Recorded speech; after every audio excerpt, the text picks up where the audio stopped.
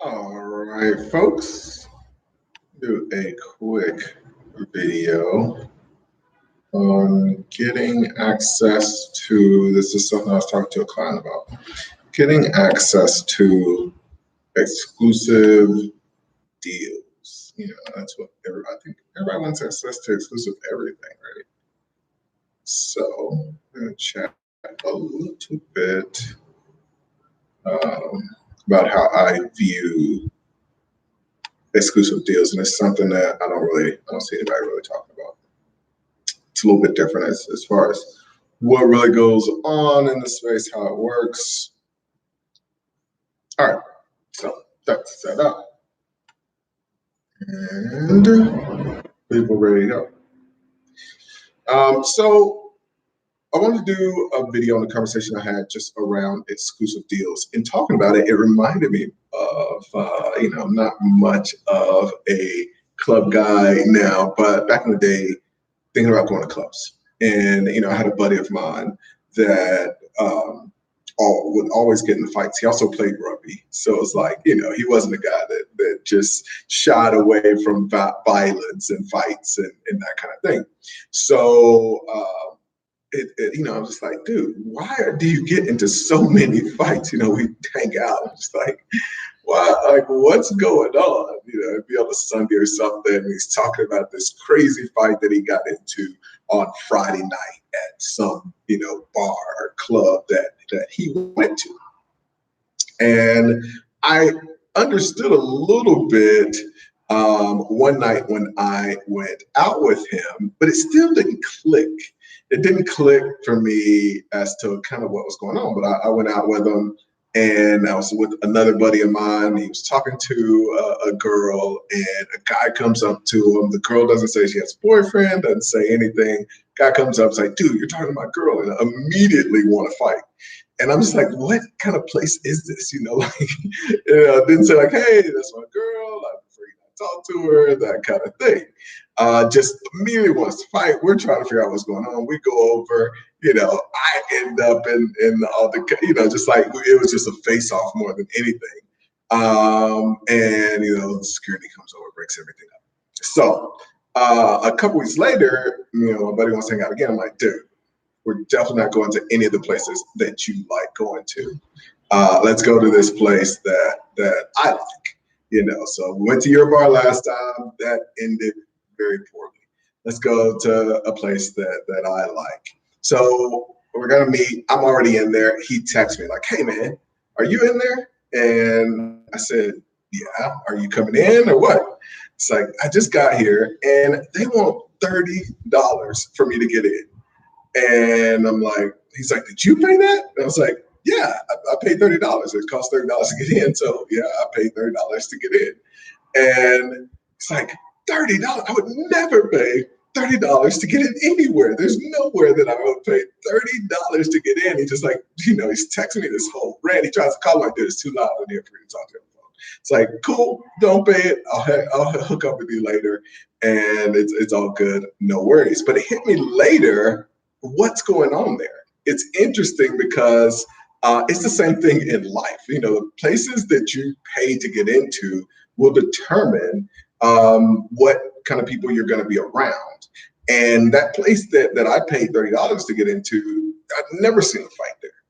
There would never be that kind of thing going on just because it's almost like you're paying the $30 not for what you get when you get in, but for everybody that it keeps out. And the truth is, my buddy, he's a good friend of mine, fights and does that kind of thing, and he's not the kind of guy that's going to pay $30. So it keeps all of those people out, and it's just it's what happens in life, and what you want to consider when you're trying to save money or not spend money. It's like, okay, do I want to be around other people that are spending this kind of money, or do I want to be people who refuse to spend that kind of money? It just, a lot of things in life literally come down to that, and a lot of times cost isn't just money. The cost isn't just about what you pay in money. When somebody gets into Harvard, there was a high cost that they had to pay with effort, energy, time, focus, everything that it took for them to get into Harvard, it's just a very, very high price. And for people who pay that price, they know that they're around other people that have gone through the same efforts and sometimes paying the same prices. Harvard is really expensive. When I went to Colgate, I'm just like, this is an outrageous amount of money. Back then it was like 50 grand. It's like 60 something a year. It's just outrageous.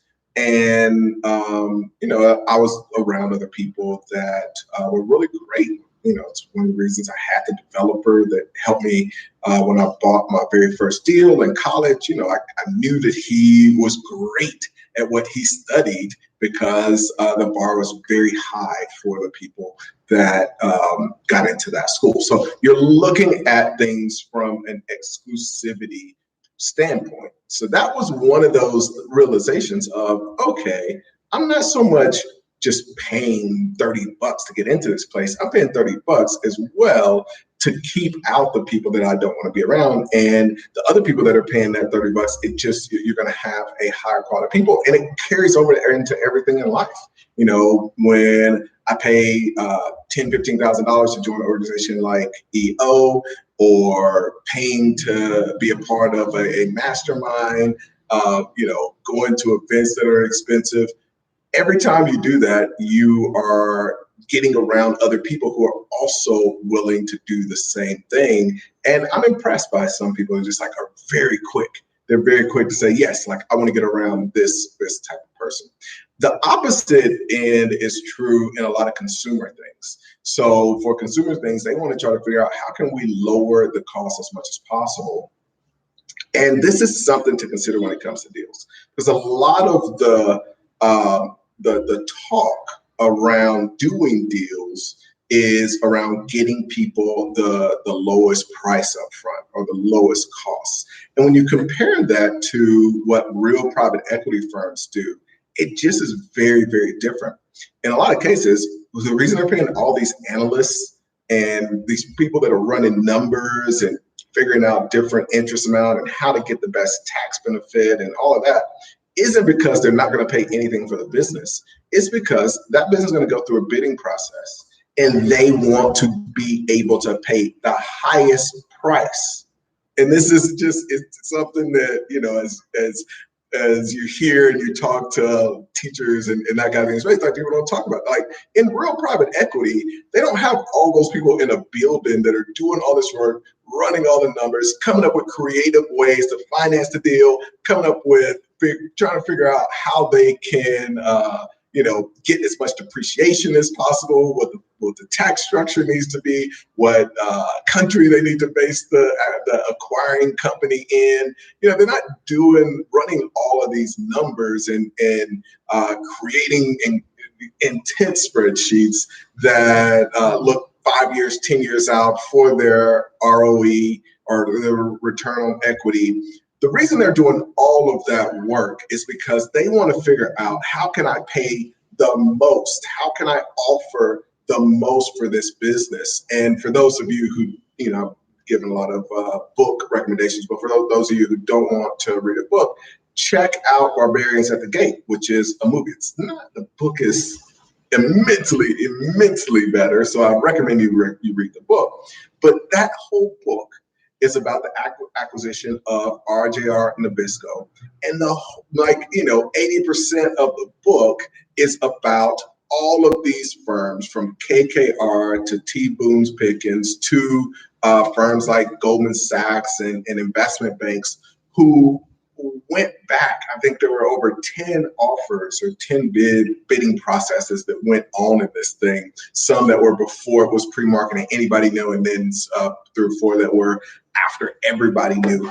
And it was a ton of work. And what the work that was done on that is, how can we afford, how can we structure this deal in a way, raise our money from the right places so that we can pay the most for this business, so we can give the seller the most, not the less. And it's interesting because obviously you can on one end do the work to get exclusive deals and by going out and creating off-market deal flow. So if you create off-market deal flow, then obviously you've got exclusive deals. And so we spent a lot of time, this year. I think, man, this is the first time I feel like in the last 6 months we haven't done like an on market deal. Everything has been off market. But the other way to create exclusive deals, if you're not a part of a network that's generating deal flow like ours, the other thing that you can do is you can create exclusivity by knowing how to pay the most for the business, not the least. So when you hear somebody, and it's interesting, when you hear somebody that's talking about getting no money down deals, instead of learning how to raise capital or get access to capital markets to close deals, so that you can pay the most. And where can you get money that's going to be the least expensive? One of the reasons that we're doing an IPO is because the amount that we have to pay investors, the ROI that they expect is so much lower. The multiple that what that translates into is the multiple that they're willing to buy things at is so much higher. So it allows us to pay more. I'm not spending a lot of time trying to figure out how do I pay the minimum amount. I want to get the very best deal. How do I get the very best deal? That's all I care about. And then I figure out, okay, I found the very best deal. How do I get the money? What is a more consumer way, and this is the transition that I'd love for you guys to make, is instead of thinking about things like a consumer, think about things like a private equity person. A consumer thinks like that. A consumer thinks in no money down type of language because that's what we want to give, what we think is the best deal. And so everything that targets consumers is, oh, okay, great, we can screw these people on the back end. We just have to get them in on the front end. So you see something like a phone. Consumers think, oh, I'm getting this phone for free. And the phone company's like, yeah, we're going to get them in with this free phone. Like, of course you're paying for the phone. And so now they're just charging you even more than you would have ever dreamed. They would have told you, okay, we want this amount of money for this phone up front. You'd be like, no, that's crazy. I want a better deal than that. But they know they can charge on the back end. Other things like check cashing. They know all they have to do is say, hey, I'm going to give you some cash right now. And the person's like, oh, great, this is a great deal. I'm getting money right now. A consumer doesn't think like a private equity investor. They're thinking, I'm getting some money right now. And then the company's able to charge them like crazy on the back end. And it's even in other cases when you look at mortgage companies and what people are able to charge on an overall basis by saying like, oh, we're going to charge you 6% a year. But people don't calculate that, hey, after 10 years, I've paid all this money. They front load all the interest. Why isn't my balance lower? But they know that, hey, we're going to give you this. All you've got to pay the minimum amount up front.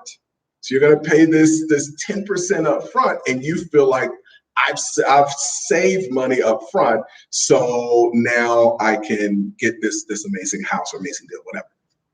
So all of those things are low exclusivity because anybody's willing to do that. Anybody's willing to go in and get no money down deal. So if you have that deal, there's no exclusivity to that.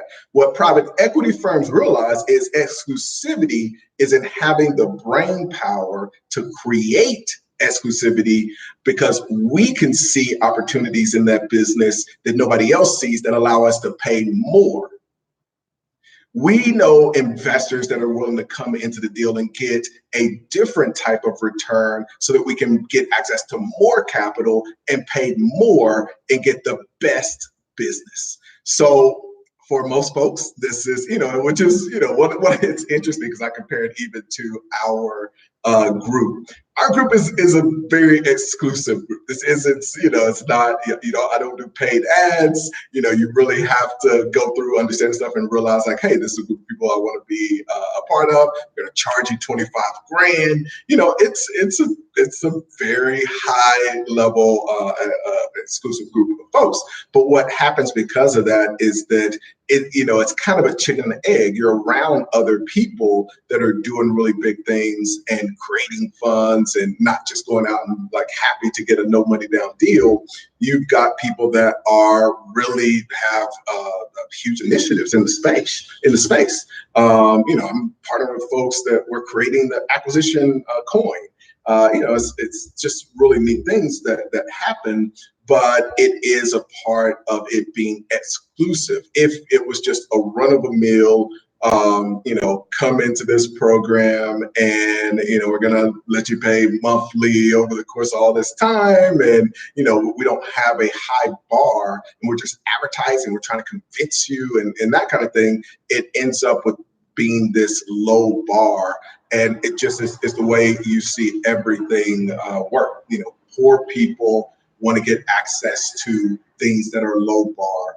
And it's interesting. It's not just wealthy people that have the money, but people that are on the come up. Poor people that think like wealthy people try to figure out, okay, how can I get into this more exclusive place? How can I go to the $30 club where I never have to worry about somebody fighting and the security is good enough that just if it did happen, but you just don't even have people. You have people that are, whatever, educated, if you want to call it that. But, like my buddy at the first club, he's not even just come up ready to swing because he sees you talk to his girl. It's like, hey, that's my girlfriend. I prefer you not talk to her. And, these people have jobs, so they're not going to get in a bar fight because they might have a job. They have something to lose. They're more motivated.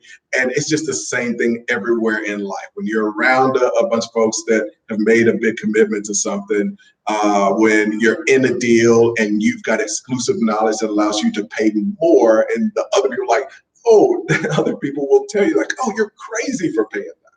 Because they don't understand how to structure a deal so they can pay more. So something real quick for you guys, just about creating exclusivity out of thin air, as opposed to trying to get exclusivity by paying the very least. All right, got some comments on this thing. I know I still am behind on some other questions from past videos, and I will definitely get to those. We were wrapping up closing a deal yesterday, and it was a lot of work, actually. This week was a very, very crazy week. All right, Three Kings, what's up? Says, LOL, seems like some of my old college friends. Yes, I had those friends as well. I just never got a couple of my roommates, man. They would go out and like literally every other weekend they're getting into a fight. Like, what's going on? Three Kings says, I want to be a business buyer like you. I'm trying to figure out where to start. I've got a book. I think you can get it free on Kindle. If you're like a Kindle member, or I don't know exactly how it works. You can also buy it. It may be like $10-15. And then I would also look at the video I did of other private equity books to check out. What was the name of the book again? Barbarians at the Gate. Big book. Probably 600 pages or something like that. Well worth the read. And the movie is just going to give you a bit of the story, but it's so worth reading the book. What about risk? Buying low, helping to cushion the risk, does it not? So in this space, unlike a lot of things, in a lot of cases, you're getting a better business when you have to give more cash up front. The person has a really amazing business and they know that they're not desperate to sell. In a lot of cases, they're not going to take the very creative deals. So I've done, very creative deals. I've done videos about those deals, and it's not saying that that's impossible or that there aren't some really cool opportunities. But what it is saying is that you want all the tools. Like, you don't want to come across an amazing deal. And, like if I can, like, and this is a lot of times what happens if I can talk about 10 out of the 100 deals we've closed that are no money down deals and get you guys excited about that. But what if the 10 deals that I closed that we paid a lot of money for were the ones that we made the most money off of? And so this is what I'm talking about when it's that shift from consumer thinking to kind of ROE, ROI, or private equity thinking. And the key here is that the focus is because I'm saving some money here, then this is a good opportunity. I'm lowering my risk and that kind of thing. What I want to look at is what are the opportunity costs for me not being able to raise capital so that I can do the best deal and get my ROI. So if I get the no money out of here, what's my ROI? And then what's my ROI by just getting the real skill set to be a true private equity investor and go out and do really great deals that are going to give me a great return on my equity and long term build a real career. When you look at guys like Robert F. Smith or just real guys in the space, they're just getting access to capital and they're buying really amazing businesses. And I think that the person that is really focused on that no money down thing is just thinking like a consumer and not thinking, okay, like how am I gonna make the most money? That's all it may sound more complicated than it really is. All I'm saying is instead of thinking, how do I pay the least money, which is what a consumer thinks, you think like a investor, which is how do I make the most money? And it's by having that real, that skill set. Sorry guys, I keep hitting this thing. That skill set, I'm trying to scroll down on the comments. It's about having that skill set that makes that transition. Victor Mendoza, thanks for jumping on. Just found out about your channel a couple days ago, trying to find out what you're about. Cool, man. Check out lots of videos, interviews, all that good stuff. Feel free to search Ace Chapman. He seems to have businesses. This is Three Kings. Me too. At Victor Mendoza, he seems to have business, teaches you how to invest this. That's a lot of what I do. I manage a private equity fund. I have invested about 41 businesses that are in my portfolio right now. We're introducing the first crypto that's in the acquisition space with a very cool app that I'm excited about that I'll be telling you guys about in the future. We're in a program called Dealmakers Institute in partnership with my main man, Sam Leslie. If you're interested in learning how to do stuff, reach out on that. So yeah, lots. Oh, and then taking some companies public in October. So a little bit about what I'm up to right now. All right, I'm gonna take this one and then I'm gonna bounce out, guys. Last question: how important is cash flow in your decision making? That is really kind of number one. First of all, I don't do deals unless there is cash flow. This is a crucial thing. When you look at the reason that Warren Buffett is so wealthy, it's because he buys cash flow. And, and he buys it before anything else. The main rule that he has for CEOs of the companies the companies in his portfolio is any excess cash flow. I don't want you trying to figure out how to invest it. I don't want you taking it and trying to put it into some new marketing scheme or developing some new product unless I know about it first. Any profits, I want to use those profits to go out and buy cash flow. And what that creates is a cash flow snowball. So you buy the first business and you take the cash flow and you're putting it towards buying the next business. Now you have two that are generating cash flow and you put the cash flow of those two businesses towards buying the third. And now you have even more. And so you can see how this starts to add up and create a tremendous amount of cash flow. The main reason, just so you guys know, that I talk to people and do deals with people and we have our network of guys like you guys that are getting started in the space is because I want to invest in more deals and I need people that know how to go out and find the deals and run the deals and grow them. So the easiest way is for me to have those people come into a network where we've got me helping them pass people that I've trained that are helping them, and we can all do more deals together because everybody has this kind of snowball thing that happens over time where you're reinvesting that cash flow. So that is tremendously important. And I want that to be high on the list because, you know, as opposed to me having to make a decision, like I said, about where can I pay the least money, I want it to be a situation where I'm able to find the best, most consistent, high margin source of cash flow and to go out and buy that as opposed to trying to just figure out where can I pay the least money. Thanks so much for checking out the video. Wanted to share that with you guys. Thanks for the great questions. Feel free to add any more and I will get to those in the next one. Later. Oh, and feel free to subscribe.